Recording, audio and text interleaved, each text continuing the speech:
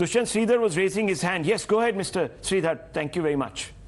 Rahul, and to the viewers of Times Now, very quickly, 2 points. The first point is with respect to democracy. Parliament today stands as the temple of democracy, and we have known for a fact through numbers that we are the largest democracy.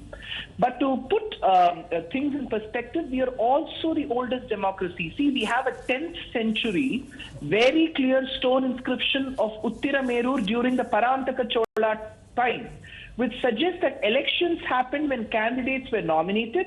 Candidates should be bereft of any cases against them. The inscription also states that first people who used to get nominated should have their houses on legitimate land. So we are also very clear about the nonsense. This is a stone inscription of Uttiramerur of the 10th century of the Parantaka Chola. So if there is a sceptre, there is a Sengol that kind of invokes such kings, democracy is also not new to our country. We are old. Point number one. Very quickly, point number two, I think you read out the tweet of Mr. Chidambaram, who quoted one particular Kural and said that righteousness must be upheld, impartiality should be upheld. I hope, Rahul, you will have the time to respond. You can put my name and respond to him on the tweet. Tweet number 1 says Adi Bhagavan. Tweet number 10, Tirukkural number 10 states that you have to surrender to the Almighty. Tweet number 610 states that there is God. So he is party to an ideologue that has broken idols of the Lord. So if he talks about upholding Tirukkural, let him hold that Tirukkural in that land of Tamil, and then let him come and tweet on my behalf for this. Thank you. Well, okay. Maybe we'll take that suggestion and tweet what you've just said to Mr. Chidambaram. Let me just go back to some of our viewers this morning, Madhav, and I also want to really speak to you a little bit about the message that the Prime Minister is going to be delivering. That is more important, Rahul, because what is going to speak at 1 o'clock? Yeah. That is going to set the trend for 2024. And he is going to focus on do you think he'll make it about an election? You know, it's his election. Narendra Modi is a politician. 24 into 7 into 365 days. Whatever he does, it's only a political move. Let me ask Mr. Dasgupta. Yeah. Mr. Dasgupta, do you think the Prime Minister's message will be aimed at the general elections in 2024? General elections are a small aspect of what the future is. I think the important thing is you have to look at Mr. Modi's latest actions in terms of his rather vision of creating a new India. And when he calls it a Mahakal, I think when he talks about the next 25 years, catapulting India from a level of a mid-level country to something right up on top in the international community, and the corresponding changes which must take place within the country itself to enable that greatness to actually happen. I think we must look at it in this way. And there is this other point which is very, very important as far as the Modi dispensation is concerned. It is recovering the cultural identity and inheritance of India.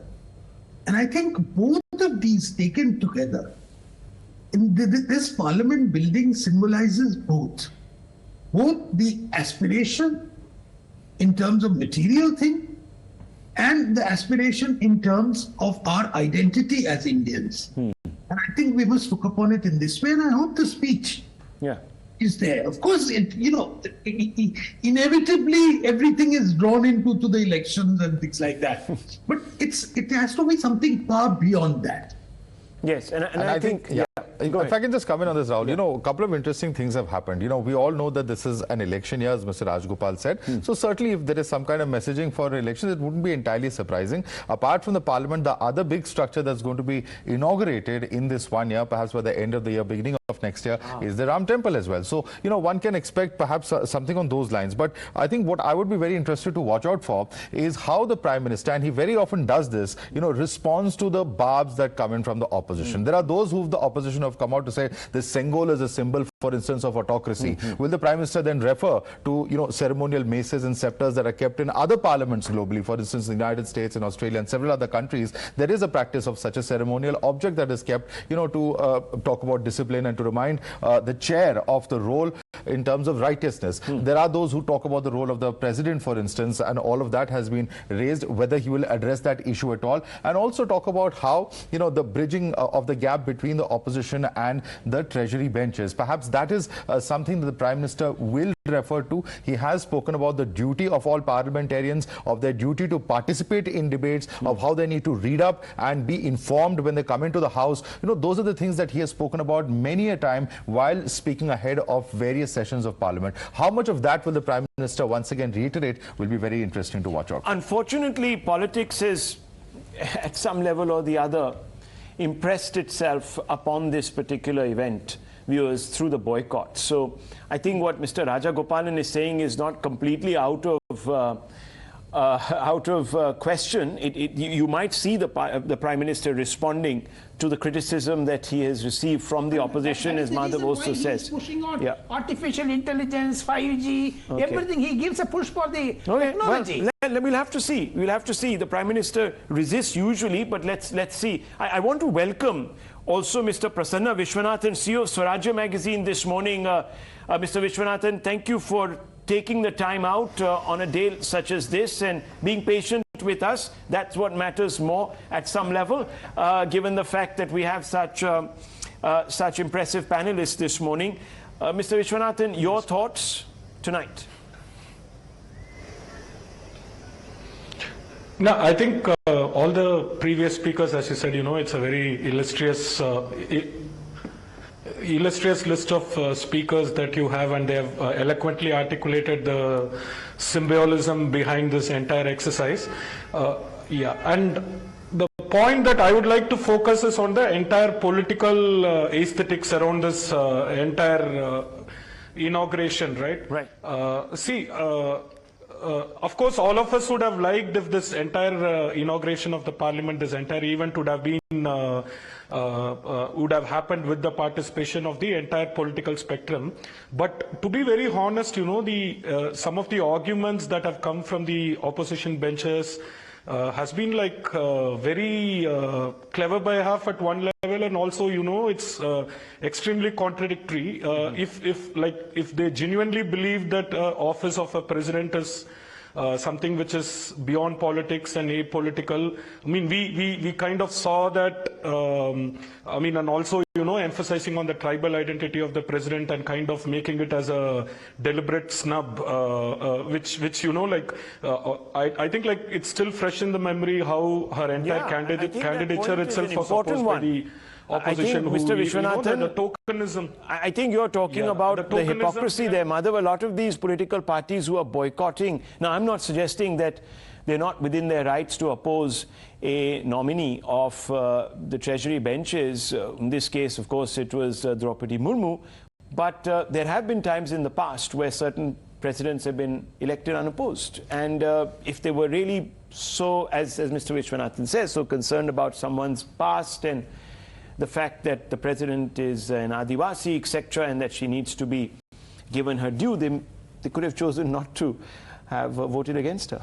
Well, and also the point could have been made in a slightly different way. They could have opposed it, they could have been very articulate about it, but whether a boycott at such a historic event was necessary or not is still a very important question. Yes, you're absolutely right that there have been presidents who have been elected unopposed, and yes, this is a point that the BJP is repeatedly making, that if they did want to show that this is the first tribal woman president that the country has, yes, they could have very much cooperated and not had a contest in that sense. Having said that, they are well within the democratic right to protest, and certainly in a democracy, of course, if everybody is on the same page on every issue, then certainly we would not see any debate and discourse, but in this particular point, given that it's a historic event, given that it's for the first time that in the nation's history, it's a session of parliament. Exactly, this is not a session of parliament, and something should be above politics, and perhaps this could have been one occasion, but in the kind of acrimony that exists between the treasury benches and the opposition, the fact that there's no bridge, Mr. Rajgopal was just referring to how he has seen in the past, there would always be backroom meetings, there would be back channels open. Perhaps that kind of dialogue does not exist between the opposition and the government today. That's the important point. I will reach out to the opposition here.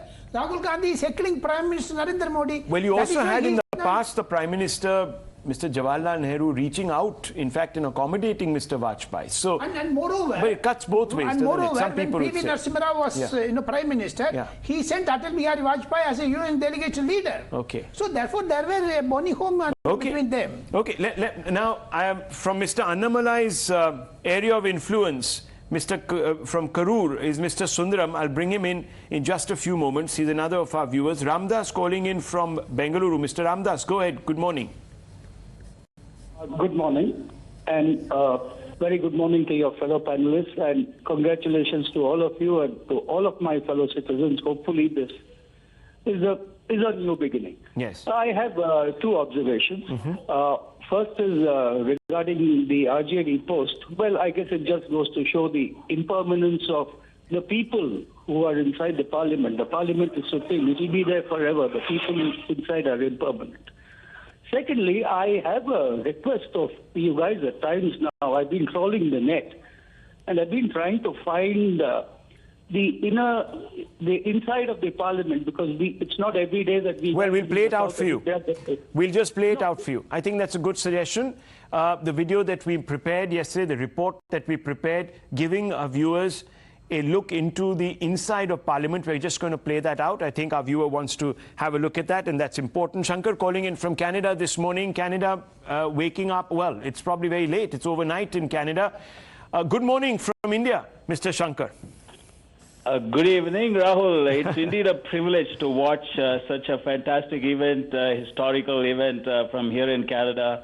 Indeed, all my family members are here. It is like our heart is there in India, although we are so far away. And a couple of important things I wanted to make, or observations I wanted to make. Oh, we lost him.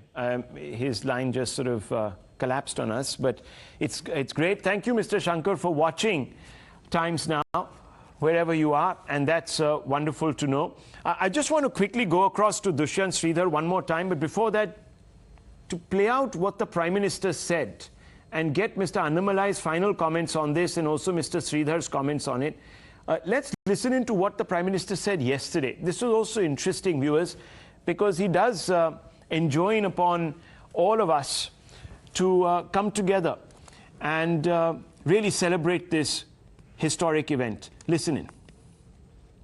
इस पवित्र सेंगोल का महत्व सिर्फ इतना ही नहीं है कि ये 1947 में हस्तांतरण का प्रतीक बना था।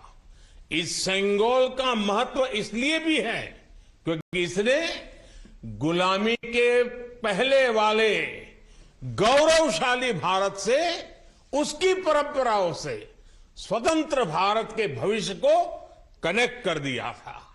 अच्छा होता कि आजादी के बाद इस पूज्य सेंगोल को पर्याप्त मान सम्मान दिया जाता, इसे गौरवमय स्थान दिया जाता।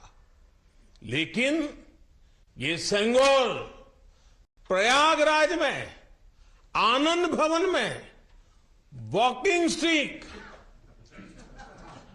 यानी पैदल चलने पर सहारा देने वाली छड़ी कहकर प्रदर्शनी के लिए रख दिया गया था। आपका ये सेवक और हमारी सरकार अब उस सेंगोल को आनंद भवन से निकाल कर लाई है। आज आजादी के उस प्रथम पल को नए संसद भवन में सेंगोल की स्थापना के समय हमें फिर से पुनर्जीवित करने का मौका मिला है। लोकतंत्र के मंदिर में आज सेंगोल को उसका उचित स्थान मिल रहा है। Symbolism very important to the ceremony today, viewers, and whether it's the Sengol or the multi-faith prayer or what the Prime Minister is going to say after he inaugurates, or at least at 12 o'clock welcomes all the dignitaries and then addresses the country at large. We will have to pick up the threads there and analyze them. But Mr. Annamalai, I want to draw your attention to the fact that there are people who have been commending the Prime Minister as well as Indians, fellow Indians, for actually celebrating this moment. There are eminent Indians like Shah Rukh Khan, etc. But unfortunately, they're being trolled now. They're being trolled for basically picking a side. How do you react to that? So I think exactly our Honorable Prime Minister is addressing to this kind of audience. He is trying to elevate the complete consciousness of our country. He is taking it one step above. 1947, after a parliament democracy, the politics have gone in a way whether we agree it or not. That is the nature of politics now. By installing the Sengol, the new parliament, all the symbolisms we are seeing, all the cultural traditions that we are seeing, is elevating the consciousness. If you ask a common man today whether he likes politics, he might say yes. If you ask a common man whether he likes politicians, I'm sure 8 out of 10 people will say, I don't like a politician. Because unfortunately, in the last 75 years, that is the name every single politician, most of them have got. Now, by elevating the consciousness, the Prime Minister is just throwing down a gauntlet to all of us. He's saying you might belong to whichever political party. This is going to be the expectation of our people from now on. We all have to be much, much above even people's doubt on us. So PM is exactly addressing to this kind of people. I'm glad somebody is doing it after 75 years. It is going to be a reset in the way politics in our country is going to be played out, and much more above. And the nature of politicians is going to change from now on. I think every political party has to contribute. And the troll factory is always at work. When anybody deviates from the norm, when anybody gets into this kind of civilizational story, when we praise our civilizational story, the troll factory is always at work. But the Prime Minister's address today, the way I see it is, he is going to throw a challenge to every single politician in our country and to aspiring politicians of our country, including the BJP political workers, that we all have to elevate our consciousness, go one step above, and be the real politician the country deserves. That is going to be a historic speech. That's how I'm going to see it, sir. Thank you. Well, of course, one would hope that one of the first bills the Parliament would pass would be to perhaps outlaw those who have been charged with heinous crimes. That would be one way of rededicating Parliament, viewers, to the public and to a polity that perhaps is morally elevated. But Swapan Das Gupta, my final question to you, and I know that you will be taking our leave very quickly. Talking about symbols can only go that far. Some would say substantive outreach is needed. A democracy is only as robust as its parliament is. How are we going to transcend this divide, this yawning gap of expectation and trust? Well, I think you're absolutely right. I think it would be very fair to say that the quality of the parliamentary proceedings in the past few years have been much below people's expectations, and the robustness which we expect of Parliament hasn't been there. And I think it's necessary for both the government and the opposition to sit down together and evolve as to what exactly, why this gap is increasing with each passing day. There will obviously be a gap, but there has to be a certain parliamentary consensus, at least in terms of procedures, in terms of what is discussed and when it is discussed, etc., and which most other parliaments throughout the world have managed to do quite successfully. And we in India have faltered. So it's very important. We've got a new building. We've got a lot of symbolism now. We've managed to connect the new institutions of India with certain traditional symbols which date back to the ancient civilization. All those are there. We've even got a vision of the future, some sort of a working plan for the future. Now, how we can get some of the institutions to actually go march in tandem with those is really the big challenge. And I hope in the coming days, we will, in this new parliament, we will devote ourselves to forging such an agreement. Well, I think that's very well put, Swapan Das Gupta. You might have been writing an editorial for the newspaper this morning. Wonderful. Great articulation there. It's 10 o'clock, viewers. It's 10 o'clock. At 9 o'clock, we were joined by our august guests here. And now we have a new set of people joining us. We've heard from